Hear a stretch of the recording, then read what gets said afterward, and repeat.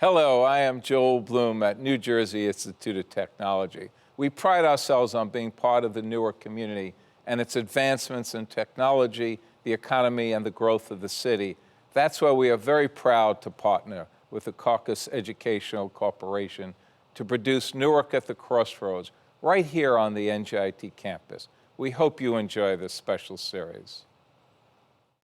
Funding for this special edition of One-on-One with Steve Adubato at NJIT has been provided by NJIT, New Jersey Institute of Technology, Barnabas Health, Life is Better Healthy, TD Bank, PSE&G, committed to improving New Jersey's economy and strengthening its communities. Verizon Communications, Prudential Financial's Global Communications Department, and by the Fidelco Group. Promotional support provided by NJ Biz, all business, all New Jersey, and by Commerce Magazine.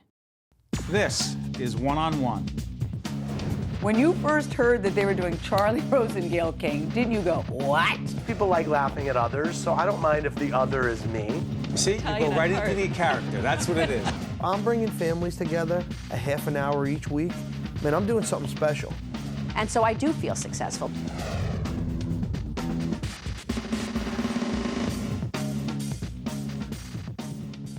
Hi, I'm Steve Adubato. Welcome to NJIT, the New Jersey Institute of Technology. We're at the Jim Wise Theater. It is my honor, my pleasure to introduce the mayor of the great city of Newark, Brick City, Ras Baraka. How you doing, Mayor? I'm great, man. Great. We're taping this show in August 2015. You loving this job? I do. Why? I love it. It's, the city of my birth, man. It's a dream job, to be able to manage and govern the city where you grew up at and witnessed all of the changes, good and bad, in the city, and be a part of that history is amazing for me. Even on rough days, it's still amazing. Talk a little bit about family before we do the rough days. We're going to stay with the mayor as long as we can today, steal as much time as we can before he deals with the serious challenges and the opportunities that the city faces. That's right. Last time we talked to you was at the other great institution, one other great institution here in Newark, the New Jersey Performing Arts Center. Right. Talk to you a little bit about your dad, your mom, your family. Describe growing up, how you grew up, where you grew up, and the influence that has had on how you got to be where you are today. Wow. I know it's loaded. I grew up in Newark off Clinton Avenue, South 10th Ward. Street, South Ward, Clinton Hill section of South Ward, my entire life. I grew up in a household that was very arts-oriented and activist, community kind of oriented. My dad was internationally renowned author, poet, playwright, and also an activist and of sorts, and my mother the same, a singer, actress, school teacher, all of those things, mom, a poet, so I grew up in that household, and from going to rallies to plays as a little kid, even being in some of my dad's plays as a little boy, down in Henry Street and in the village in New York City, Lower Manhattan, and in that area, to huge parties at the house with all kinds of dignitaries and authors and artists from all over the world. James Baldwin? Well, I went Was to... he a part of that world? He was. Actually went to his funeral. You did? Yeah, with my dad, and he spoke. Our family went there, Your father's world renowned. Absolutely. All over the world. As a matter of fact, I guess I didn't know that as a child. What do you mean you didn't know that? Well, you're just a kid. You're just growing up. You meet all kinds of strange people in the house that come in and speak different languages. They, talk about the mostly politics and art and culture and how to change the world and all of these kinds of things happening in your household. Artists like Max Roach, Nina Simone. In and out of the house. So weren't just writers, they were great jazz musicians? Musicians. Actors as well? Social actors, social activists, all coming around in the house, either at my father's birthday parties or different events they have in my home. My father had a kind of jazz poetry set in the basement called Kamako's Blues People that was named after his sister. And people would come down there, have jam sessions and read poetry in the basement. And what do they teach you about not just art and culture and writing because you like to write. Yeah. What about social activism and a responsibility to be involved to solve some tough Sure. problems, particularly in our cities? Well, my family was involved immensely from the very beginning. You know, my dad and mom was involved in the election of Ken Gibson, election of Sharp James. Put that in context here, folks who don't know. 1970, Yeah. Ken Gibson was elected as the first African-American mayor on the Eastern Seaboard. It was a big deal. Yeah. After a corrupt administration of Hugh Adenizio, who went to jail for being mobbed up, there's no other way to say it. He was controlled by the mob, and Ken Gibson became the mayor, and it was a different day in the city. Yeah. I was a little baby when during that time, and you know, I grew up in that atmosphere of not just Ken Gibson, but all over the country. These first African American mayors were Carl Stokes, becoming mayors. Cleveland. Gary Hatcher, Carl Stokes. Right. You know, the National Black Political Convention, 1972. Big part of your world. And yeah, grew up. I was a child, but you grow up in that atmosphere of things happening, and you know, the struggle against apartheid and all the other kind of things that were going on, and at the same time trying to create a space in Newark, New Jersey, and just watching and listening and seeing all of these things happen before my very eyes. And So you wind up becoming, before you're mayor, you got into education. Mm-hmm. Teacher first? yeah, substitute teacher first. Substitute teacher. That's right. You sure you wanted to go into teaching, or was it something you were just doing?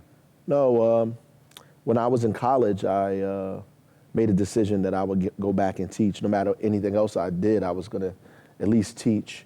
You know, there was a lecture that we had down at Howard University about how African American boys begin to fall back in the 4th and the 5th grade, and I had said I'm going to go to school and see if I could do something about what was happening in these elementary schools and try to gear more kids to college instead of prison. And I did that, and I stayed in education for 22 years. Became the principal of high school, Central High School, right next to where we are at the New Jersey Institute of Technology right now. Got involved in local Newark politics, but the education piece matters a lot. So bring this back home for us. 1995, the state of New Jersey takes over the Newark public schools. The argument is the city has failed the public school children, that the local government, the local board of education can't get it right. State comes in and take over. It's not the only place that happened. And the argument today that you and many others have said is enough is enough. 20 years plus is enough is enough. Make the argument that it's time for quote unquote local control A and B. What would be different? Because the city lost control for failing those children for a long time. Well, I mean, that and some other things probably, but I mean, there's about only 4 districts in the entire state of New Jersey that are occupied by the state. And if you go by the Jersey City, Patterson, Camden. Right. And if you go by N.J. Cusack, the law that governs state takeover, there are a whole lot more districts that are doing or faring not as well as the districts that are taken over, but they're not in the same situation as these huge districts are. But you're not happy with the performance in Newark of these kids? Oh, no, I know you're not. As of an course educator. not. I wasn't happy then. I'm not happy now. What would I be mean, different? One, I think we have an opportunity to govern ourselves and control our own destiny and begin to become committed to community schools, like building a community and developing schools that are centered around community, that is tied to the city and not separate from the city. So you don't have a school system and then the city of Newark. You have a school system that is a part of a larger city system, and all of our resources in Newark are governed and centered around these young kids and trying to get them out of school and giving them a space to get to college, to give them a career, to create pipelines for them. And I think that you do that by creating community schools. And that's something that's beginning to catch fire around the country. That's something that worked for us at Central High School, and I think that's what our mantra is going to be going forward, developing community schools here in the city of Newark. Community schools. You're open Right. to the charter school movement, though. There's been some success there. Yeah, there's been some success there, but there's also been some failure. Sure. Right? So there has been no real, so charter schools on average do just as good as public schools. So some of them are very great and some of them are poor, just like public schools. I mean, it has not been a panacea to moving our school system forward. And I think that when people get into that, and even if, Right. excuse me for interrupting, Mayor, even if they were all great, you couldn't create enough charter schools to deal with all the children in the school system anyway. So ultimately, it is the public schools. right, there's always going to be 90% of American children are in public schools, 60% or more, well, more than 60% in Newark. Almost over 70-something% is in public schools. The majority of kids will always be there. It's our job as elected public officials to make sure our public school system is strong.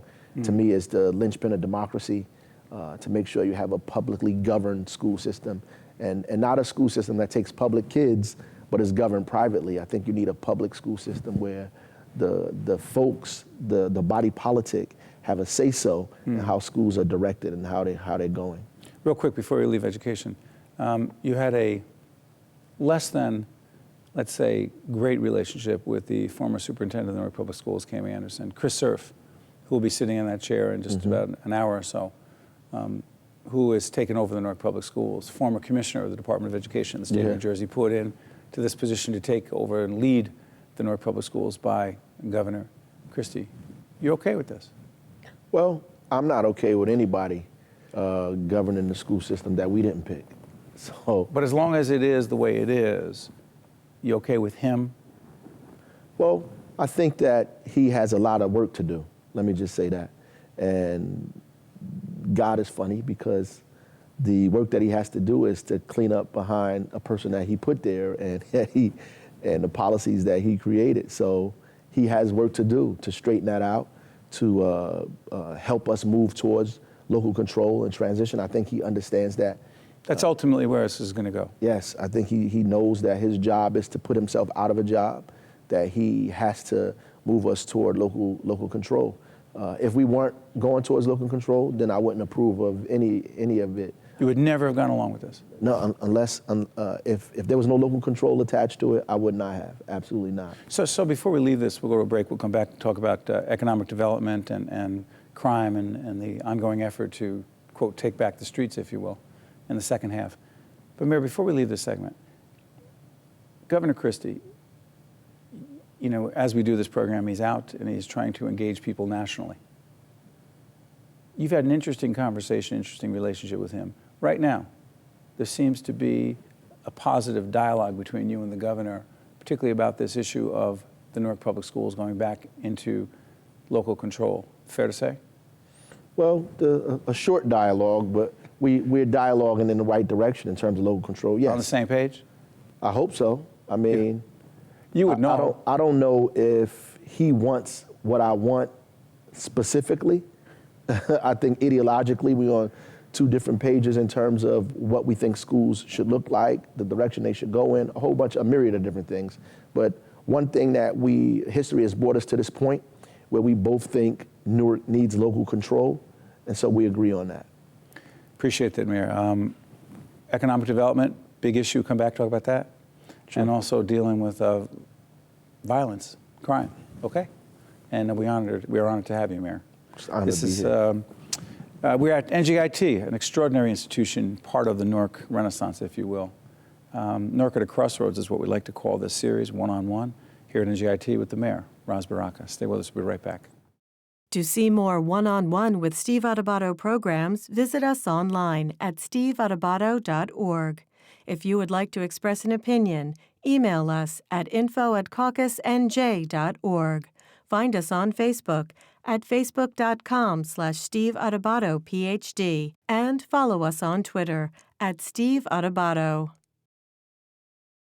I'm Steve Adubato. We're at the New Jersey Institute of Technology, the Jim Wise Theater. This is Newark at a Crossroads. We're honored to have, as you picked up in the first half, Ras Baraka, the mayor of the great city of Newark. How much greater could the city be when it comes to the issue of economic development? A lot of stuff going on right now as we talk. What's the most exciting thing happening from an economic point of view?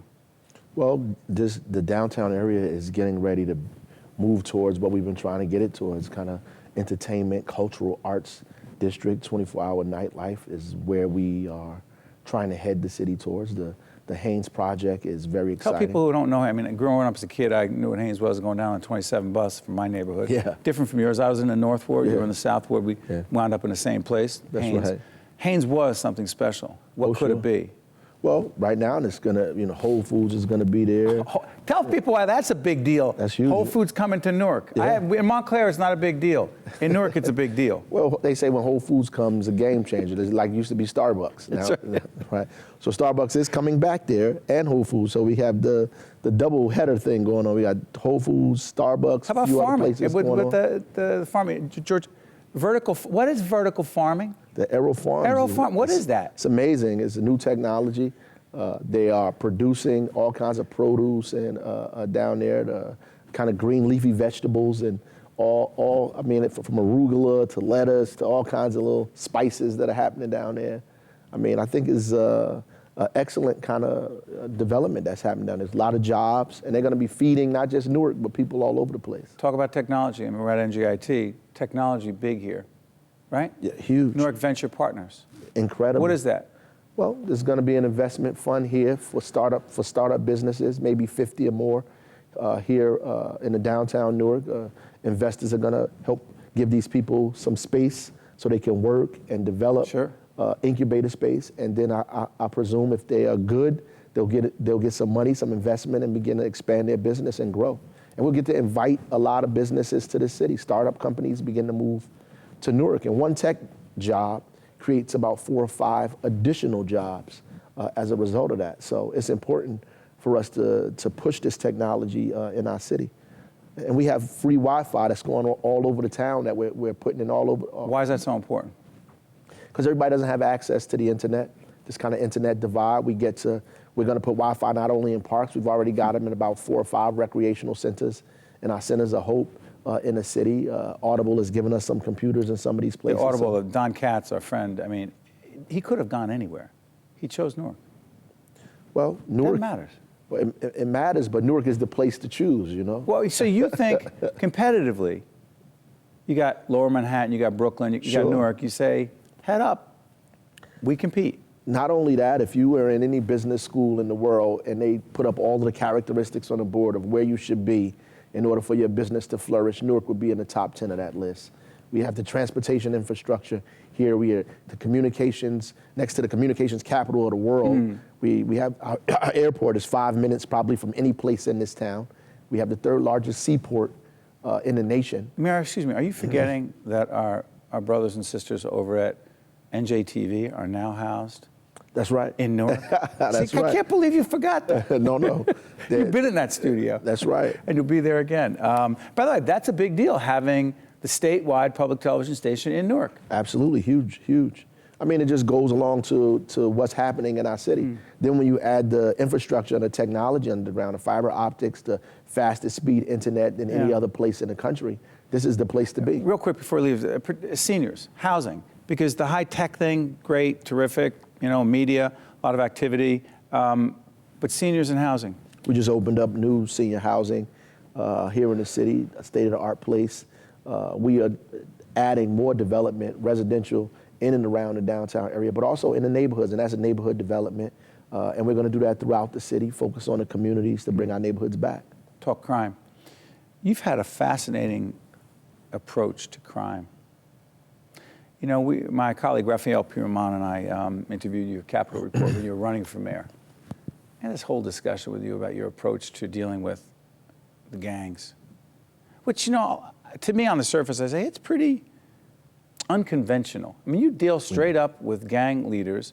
There was one gang leader everyone made a big deal about in the media, and I asked you about it too. Like there was one, Al Tariq Gums, who he said, hey, listen, in jail, being accused of plotting a murder from jail, but you wrote on his behalf.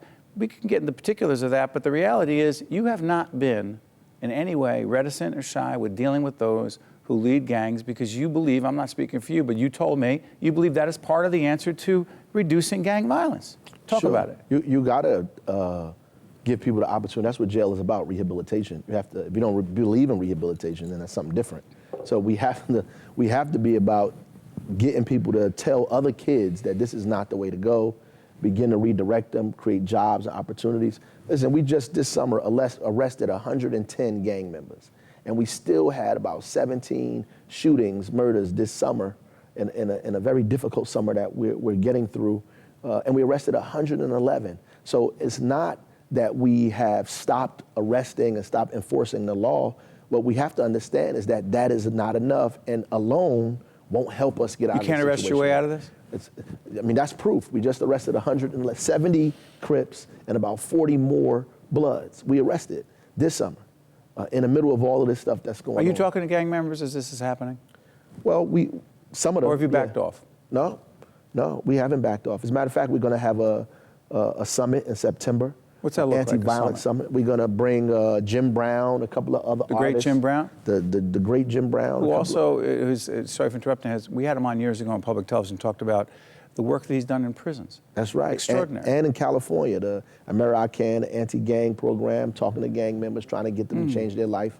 He's coming here with a couple of other artists and athletes, and we're going to round up as many of these guys as we can. What's the goal? And the goal is to get people to choose another direction, to begin to rehabilitate some. If we change 5, 6, 7, 10, then I think we've done a good job, and we're going to keep doing it until it spread. We have to change the culture of violence in this city, where violence becomes a language of how we talk and deal with each other, how we solve our problems, how we speak against the hopelessness that we feel in these communities. That we have to change that mindset, and the law enforcement is not the answer to help change that. That's the answer of teachers, of reverends, of preachers, of imams, hold on, Mayor. Community activists. But what is the role? Because you've also been outspoken about the police department and the Civilian Review Board, which you said would happen. I was surprised when it actually did. Put that in context for people as to what it means. You have been outspoken, along with the ACLU and others, regarding the history of the Newark Police and many in the African American community, which has not been a great history. You said we need the Civilian Review Board. What is it? And B, what is the role of the police and law enforcement vis-a-vis this effort to change the culture of violence? Right. Police officers arrest criminals, right? So nobody calls them before they get robbed. It's after the fact. Right, it's after the fact, right? So we're talking about something that changes people's trajectory, period, not just an arrest. Sometimes an arrest can do that right. while you're sitting in jail, but we need massive kind of change and cultural, cataclysmic kind of change that's going on. Is that why this effort to have civilians, because that's what that civilian, that's civilian oversight of police activities. So if a young man, a 16-year-old young man, African-American man is arrested in the South Ward and there's an incident, but there's no video, or say there is or isn't, whatever, but the video sometimes makes it clear, there's a civilian board that examines that incident and determines whether, in fact, the police did or did not act appropriately. Right. I think that's what we should have. I mean, every military kind of group in this country has a civilian oversight. I mean, I think the police have more leeway than the Marines, right? So if you do something in the Army and the Marines, you have congressional committees, oversight, everybody. You have all kinds of opportunities to act. And, as a government, as a democratic body, we get to respond to our police forces. Like in other countries, they can't, they don't have the ability to do that. The police in these cities have to answer to a civilian kind of oversight. And I think that's important, to have inquiry, even not about punishing them, but have inquiry into not just incidents, but policies and practices that are detrimental to the people who live in these communities. Real quick, before we do Occupy the Block, we're in August. We've done very well in Newark, particularly as compared to Ferguson, Baltimore, and other places. How lucky are we versus that being a byproduct of policies? Well, I mean, part of it is we are lucky. Let me just say that, because the conditions in those places exist here. The same poverty, the same isolation, the same kind of feelings and resentment in some cases. It could. Anything could. And, we work hard to prevent that, not just by creating jobs, creating recreational space. Occupy the Block, real quick, Occupy the Block is? For us going out in the communities, we bring the police, we bring community, we bring everybody to those neighborhoods. We kind of move drug dealers out. We sit in there, we communicate with the public, with the residents there. But that's the whole thing. You have to have a relationship with the community. People have to know you, they have to see you, they have to talk to you. They have to feel like that they can go to you and get grievances redressed, straight up, right there on the spot. We get to do those things to people and make them feel good and make them feel like we care about their lives in this city, which helps us if an incident begins to take place. It gives us the kind of ammunition and the resources to go into communities and resolve conflict. Mayor, I asked you this before. I'm going to ask you again, because I have you in a more controlled environment. Last time I think I asked you, it was you were about to go on a train to the chamber ride, which I don't think you love going on that chamber trip. It's a little crazy, but it's a good trip. But right here at NJIT, #1 leadership challenge. No, I asked you your #1 leadership lesson. What's the #1 leadership challenge you face? Well, the #1 thing is getting people to see past politics and begin to do the things collectively that's necessary for the city. And that's important. And I'm not talking just about elected officials. I'm talking about residents, everyone, to see past, their own political idea and begin to move each other together to move the city forward. And sometimes some of those folks are the people who supported you for mayor, who you have to go back and explain why you're doing what you're doing. Compromise is not a dirty word, is it? No, it's necessary, especially if you're an elected official. It's important to me. Compromise is war without bloodshed. War without bloodshed. That's right. You've had way too much of that. Real quick, 1 to 10, how much you love this job? 10. Because? Because I'm the mayor of the greatest city in the country. You really feel that? I do. Now, you seem awfully comfortable in this role, and you honor us by being with us at the New Jersey Institute of Technology in Newark at a crossroads, and you are leading the way, Mr. Mayor, and we wish you and the residents of Brick City nothing but the best. Thank you. Yep.